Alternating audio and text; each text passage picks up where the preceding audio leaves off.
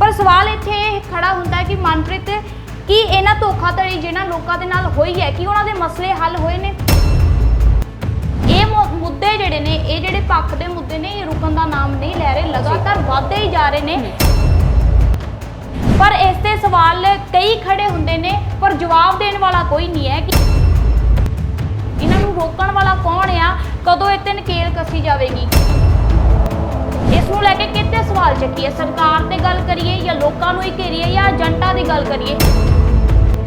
जिहड़े लोग शिकार हुंदे ने जिन्हां दे पुੱਤ चल जांदे ने, मावां किवें रोंदियां ने, वड्डा सवाल है जी।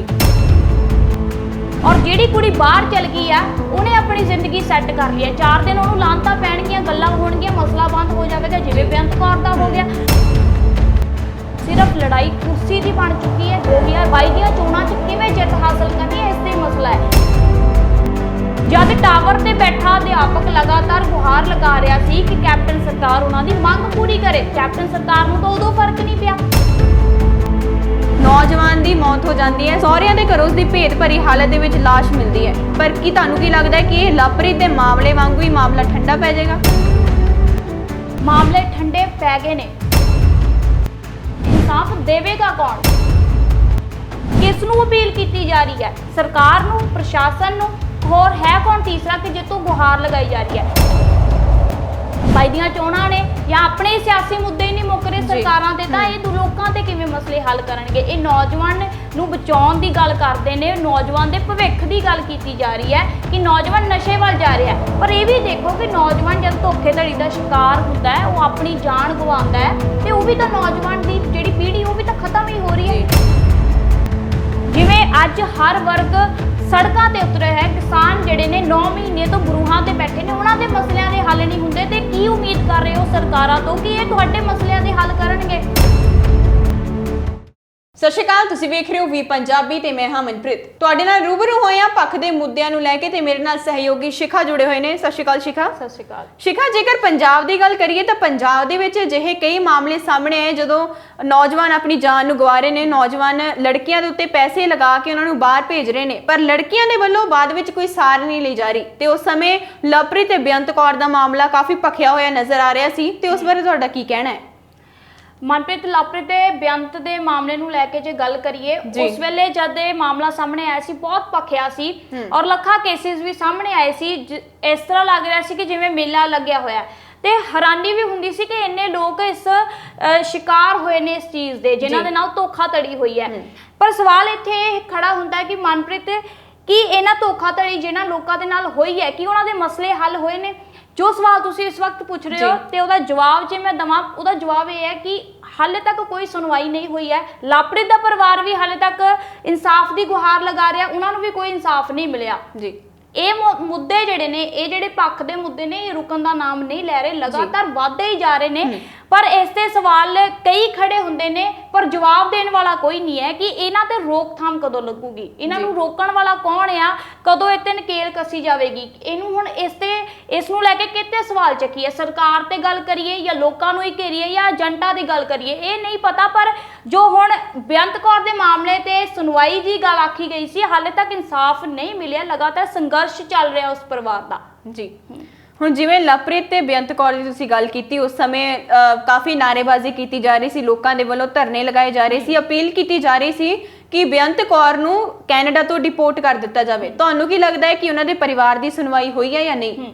ਡਿਪੋਰਟ ਦੀ ਤਾਂ ਗੱਲ ਜਿਹੜੀ ਤੁਸੀਂ ਮਨਪ੍ਰੀਤ ਕੀਤੀ ਹੈ, डिपोर्ट का बहुत मुद्दा भखिया सी कि डिपोर्ट होना चाहिए। जब बेअंत कौर दे नाल गलबात की जा रही सी, उस वक्त बेअंत कौर दे जवाब सुन के भी हैरानी हुंदी सी, उसदे हौसले बहुत बुलंद सी, उन्होंने कोई भी उसनू मतलब ये नहीं सीगा कि उसदे वालों कुछ गलत किया गया है। एक नौजवान की जान गई है, जो उसदा घर वाला, जो उसदा एक जीवन साथी है, कोई अफसोस नहीं दिस रहा सी, हालांकि उल्ट जवाब दिते जा रहे सी। पर जे हुण उस मामले नू लैके लखा लोकां दी गल कर लईए या होर इस दे विच जिहड़े मामले आ रहे ने, इन्हां ते रोकथाम तो लगनी नहीं है, क्योंकि कोई सुनवाई नहीं हो रही है। जब इसते मसले का हल ही नहीं निकलना है तो लोगों को यकीन ही नहीं होना है कि इसते कोई राह भी हैगा होर, क्योंकि जिहड़े लोग शिकार हुंदे ने, जिन्हां दे पुੱਤ चल जांदे ने, वो मावां किवें रोंदियां ने, वड्डा सवाल है जी।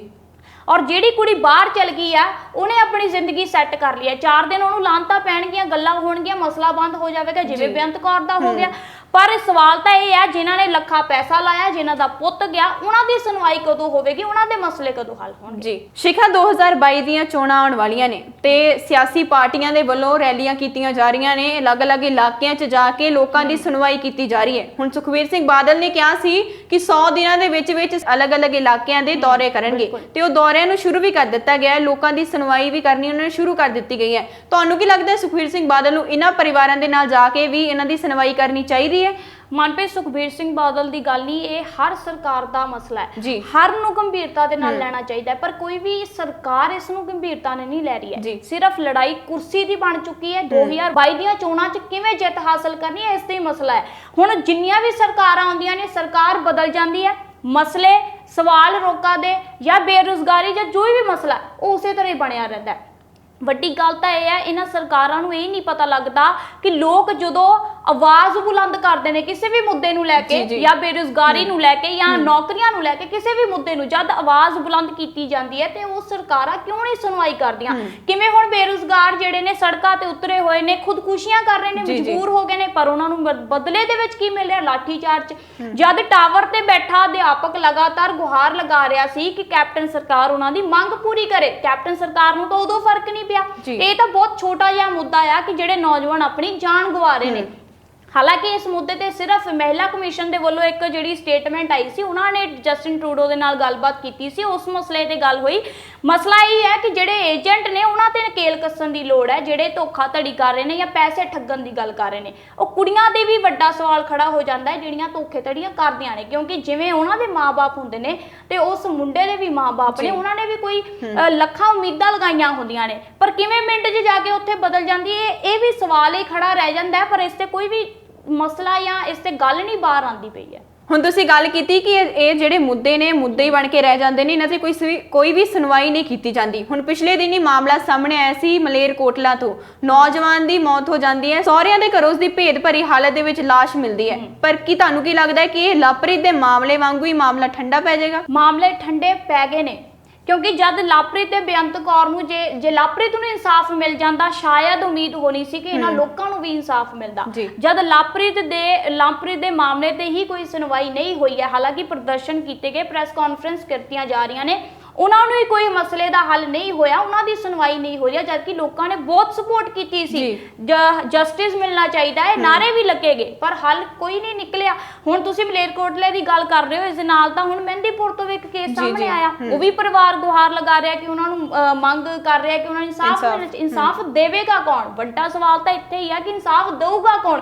ਕਿਸ ਨੂੰ ਅਪੀਲ ਕੀਤੀ ਜਾ ਰਹੀ ਹੈ? ਸਰਕਾਰ ਨੂੰ, ਪ੍ਰਸ਼ਾਸਨ ਨੂੰ, ਹੋਰ ਹੈ ਕੌਣ ਤੀਸਰਾ ਕਿ ਜਿੱਤੋਂ ਗੁਹਾਰ ਲਗਾਈ ਜਾ ਰਹੀ ਹੈ? ਸਰਕਾਰ ਨੂੰ ਤਾਂ ਸਿਰਫ ਕੁਰਸੀ ਦਾ ਮਸਲਾ ਹੈ, ਬਾਈ ਦੀਆਂ ਚੋਣਾਂ ਨੇ, ਜਾਂ ਆਪਣੇ ਸਿਆਸੀ ਮੁੱਦੇ ਹੀ ਨਹੀਂ ਮੁੱਕ ਰਹੇ ਸਰਕਾਰਾਂ ਦੇ, ਤਾਂ ਇਹ ਲੋਕਾਂ ਤੇ ਕਿਵੇਂ ਮਸਲੇ ਹੱਲ ਕਰਨਗੇ? ਇਹ ਨੌਜਵਾਨ ਨੂੰ ਬਚਾਉਣ ਦੀ ਗੱਲ ਕਰਦੇ ਨੇ, ਨੌਜਵਾਨ ਦੇ ਭਵਿੱਖ ਦੀ ਗੱਲ ਕੀਤੀ ਜਾ ਰਹੀ ਹੈ ਕਿ ਨੌਜਵਾਨ ਨਸ਼ੇ ਵੱਲ ਜਾ ਰਿਹਾ ਹੈ, ਪਰ ਇਹ ਵੀ ਦੇਖੋ ਕਿ ਨੌਜਵਾਨ ਜਦ ਧੋਖੇਧੜੀ ਦਾ ਸ਼ਿਕਾਰ ਹੁੰਦਾ ਹੈ, ਉਹ ਆਪਣੀ ਜਾਨ ਗਵਾਉਂਦਾ ਹੈ, ਤੇ ਉਹ ਵੀ ਤਾਂ ਨੌਜਵਾਨ ਦੀ ਜਿਹੜੀ ਪੀੜ੍ਹੀ ਉਹ ਵੀ ਤਾਂ ਖਤਮ ਹੀ ਹੋ ਰਹੀ ਹੈ। ਪਰ ਇਹਨਾਂ ਸਰਕਾਰਾਂ ਨੂੰ ਕੌਣ ਸਮਝਾਵੇ? ਸਵਾਲ ਤਾਂ ਇਹੀ ਹੈ, ਹਰ ਵਾਰੀ ਲੋਕ ਰੋਂਦੇ ਕੁਰਲਾਉਂਦੇ ਰਹਿ ਜਾਂਦੇ ਨੇ, ਪਰ ਸਰਕਾਰਾਂ ਕੰਨ ਬੰਦ ਕਰਕੇ ਬੈਠੀਆਂ ਰਹਿੰਦੀਆਂ ਨੇ। ਸ਼ਿਖਾ, ਲੱਖਾਂ ਹੀ ਕੇਸ ਸਾਹਮਣੇ ਆਏ ਨੇ ਕਿ ਨੌਜਵਾਨ ਆਪਣੀ ਜਾਨ ਨੂੰ ਗਵਾ ਰਹੇ ਨੇ, ਪਰ ਕਈ ਪਰਿਵਾਰ ਅਜਿਹੇ ਨੇ ਜਿਹੜੇ ਕਿ ਹਲੇ ਤੱਕ ਵੀ ਜਾਗਰੂਕ ਨਹੀਂ ਹੋਏ, ਉਹਨਾਂ ਬਾਰੇ ਤੁਸੀਂ ਕੀ ਕਹਿਣਾ ਚਾਹੋਗੇ? ਮਨਪ੍ਰੀਤ, ਉਹਨਾਂ ਪਰਿਵਾਰਾਂ ਨੂੰ ਆਪ ਜਾਗਰੂਕ ਹੋਣਾ ਪਵੇਗਾ, ਉਹਨਾਂ ਨੂੰ ਆਪ ਅੱਗੇ ਆਉਣਾ ਪਵੇਗਾ, ਉਹਨਾਂ ਨੂੰ ਆਪ ਸੋਚਣਾ ਪਵੇਗਾ ਕਿ ਅਸੀਂ ਕਿਵੇਂ ਇਹਨਾਂ ਚੀਜ਼ਾਂ ਤੋਂ ਆਪਣਾ ਛੁਟਕਾਰਾ ਪਾਉਣਾ। ਜਦ ਲੋਕ ਆਪ ਨਹੀਂ ਜਾਗਰੂਕ ਹੋਣਗੇ ਤਾਂ ਆਪ ਅੱਗੇ ਨਹੀਂ ਵਧਣਗੇ, ਮਸਲਿਆਂ ਦੇ ਹੱਲ ਨਹੀਂ ਹੋਣੇ। ਜਿਵੇਂ ਅੱਜ ਹਰ ਵਰਗ ਸੜਕਾਂ ਤੇ ਉਤਰੇ ਹੈ, ਕਿਸਾਨ ਜਿਹੜੇ ਨੇ 9 ਮਹੀਨੇ ਤੋਂ ਬਰੂਹਾਂ ਤੇ ਬੈਠੇ ਨੇ, ਉਹਨਾਂ ਦੇ ਮਸਲਿਆਂ ਦੇ ਹੱਲ ਨਹੀਂ ਹੁੰਦੇ, ਤੇ ਕੀ ਉਮੀਦ ਕਰ ਰਹੇ ਹੋ ਸਰਕਾਰਾਂ ਤੋਂ ਕਿ ਇਹ ਤੁਹਾਡੇ ਮਸਲਿਆਂ ਦੇ ਹੱਲ ਕਰਨਗੇ? ਹੁਣ ਜਿਹੜੀ ਕੁੜੀ ਧੋਖਾਧੜੀ ਕਰਕੇ ਵਿਦੇਸ਼ ਚਲ ਗਈ ਹੈ, ਉਹਨੇ ਵਾਪਸ ਤਾਂ ਆਉਣਾ ਹੀ ਨਹੀਂ ਹੈ, ਕਿਉਂਕਿ ਇਹ ਤੇ ਤਾਂ ਜੇ ਬੇਅੰਤ ਕੌਰ ਦੀ ਗੱਲ ਕਰੀਏ ਤੇ ਉਹਨੂੰ ਵੀ ਵਾਪਸ ਆਉਣਾ ਚਾਹੀਦਾ ਸੀ, ਉਹ ਆਈ ਨਹੀਂ। ਤੇ ਇਹੀ ਤਾਂ ਗੱਲ ਹੈ ਕਿ ਸਰਕਾਰਾਂ ਤੋਂ ਉਮੀਦ ਛੱਡ ਕੇ ਆਪ ਆਪਣੇ ਭਵਿੱਖ ਨੂੰ ਸਿਰਜਣ ਦੀ ਕੋਸ਼ਿਸ਼ ਕਰੋ, ਆਪ ਆਪਣੇ ਦੇਸ਼ ਦੇ ਵਿਕਾਸ ਦੀ ਗੱਲ ਕਰੋ, ਆਪ ਕਿਵੇਂ ਤੁਸੀਂ ਆਪਣੇ ਮਾਂ-ਬਾਪ ਦਾ ਨਾਮ ਰੋਸ਼ਨ ਕਰਨਾ ਉਸ ਦੇ ਬਾਰੇ ਸੋਚੋ, ਨਾ ਕਿ ਕਿਸੇ ਦੇ ਸਹਾਰੇ ਤਾਂ ਬੈਠਣਾ ਬਿਲਕੁਲ ਵੀ ਨਹੀਂ ਚਾਹੀਦਾ। ਤਾਂ ਬੇਟੀ ਡੁੱਬਦੀ ਹੈ, ਅਕਸਰ ਹੀ ਤੁਸੀਂ ਦੇਖਿਆ ਕਿ ਜਦੋਂ ਤੁਸੀਂ ਕਿਸੇ ਹੋਰ ਦੇ ਘੋੜੇ ਤੇ ਸਵਾਰ ਹੁੰਦੇ ਹੋ, ਉਹ ਕਿਹੜੇ ਵੇਲੇ ਉਹ ਘੋੜਾ ਧੋਖਾਧੜੀ ਦੇ ਦੇਵੇ ਜਾਂ ਬੰਦਾ ਦੇ ਦੇਵੇ, ਇਹ ਤੁਸੀਂ ਆਪ ਵੀ ਜਾਣੋ ਕਿ ਜੋ ਮਾਹੌਲ ਹੈ ਇਸ ਵਕਤ ਦਾ। ਸਰਕਾਰਾਂ ਤਾਂ ਸਿਰਫ ਕੁਰਸੀ ਦੀਆਂ ਭੁੱਖੀਆਂ ਨੇ, ਸੱਤਾ ਦੇ ਵਿੱਚ ਕਿਵੇਂ ਕਿਹਨੇ ਬਹਿਣਾ ਆਉਣਾ ਹੈ ਉਹ ਮਸਲਾ ਹੈ। ਲੋਕਾਂ ਦੇ ਮਸਲੇ ਕੇ ਹੱਲ ਕਰਨੇ ਇਹ ਮਸਲੇ ਨਹੀਂ, ਤੇ ਲੋਕਾਂ ਨੂੰ ਇਹ ਅਪੀਲ ਹੈ ਕਿ ਉਹ ਆਪ ਜਾਗਰੂਕ ਹੋਣ, ਆਪ ਅੱਗੇ ਵਧਣ, ਆਪ ਆਪਣੇ ਮਸਲਿਆਂ ਦਾ ਹੱਲ ਕਰਨ, ਤਾਂ ਹੀ ਉਹ ਸੁੱਖ ਦਾ ਜਿਹੜੀ ਜ਼ਿੰਦਗੀ ਹੈ ਬਤੀਤ ਕਰ ਸਕਦੇ ਨੇ, ਨਹੀਂ ਤਾਂ ਫਿਰ ਇਹਨੇ ਮਸਲਿਆਂ 'ਚ ਉਲਝੇ ਰਹਿਣਗੇ। ਹਾਂਜੀ ਸ਼ਿਖਾ ਬਿਲਕੁਲ ਸਹੀ ਕਹਿ ਰਹੇ ਨੇ ਕਿ ਲੋਕਾਂ ਨੂੰ ਹੁਣ ਜਾਗਰੂਕ ਹੋਣ ਦੀ ਲੋੜ ਹੈ। ਲੋਕਾਂ ਨੂੰ ਜੇਕਰ ਇਨਸਾਫ ਚਾਹੀਦਾ ਹੈ ਤੇ ਆਪ ਅੱਗੇ ਆਉਣਾ ਪਵੇਗਾ, ਕਿਉਂਕਿ ਸਰਕਾਰਾਂ ਹੁਣ ਸਿਰਫ ਨਾਮ ਦੀਆਂ ਸਰਕਾਰਾਂ ਰਹਿ ਗਈਆਂ ਨੇ। ਜਿੱਥੇ ਇਨਸਾਫ ਦੀ ਮੰਗ ਕੀਤੀ ਜਾਂਦੀ ਹੈ ਤੇ ਇਨਸਾਫ ਸ਼ਬਦ ਸਿਰਫ ਇਨਸਾਫ ਹੀ ਬਣ ਕੇ ਰਹਿ ਗਿਆ, ਕਿਸੇ ਨੂੰ ਮਿਲ ਨਹੀਂ ਰਿਹਾ। ਹੁਣ ਲੋਕਾਂ ਨੂੰ ਆਪ ਅੱਗੇ ਆਉਣਾ ਪਵੇਗਾ ਆਪਣੀ ਸੁਣਵਾਈ ਦੇ ਲਈ। ਅਜੇ ਹੋਰ ਮੁੱਦੇ ਲੈ ਕੇ ਤੁਹਾਡੇ ਨਾਲ ਰੂਬਰੂ ਹੋਵਾਂਗੇ। ਦੇਖਦੇ ਰਹੋ ਵੀ ਪੰਜਾਬੀ।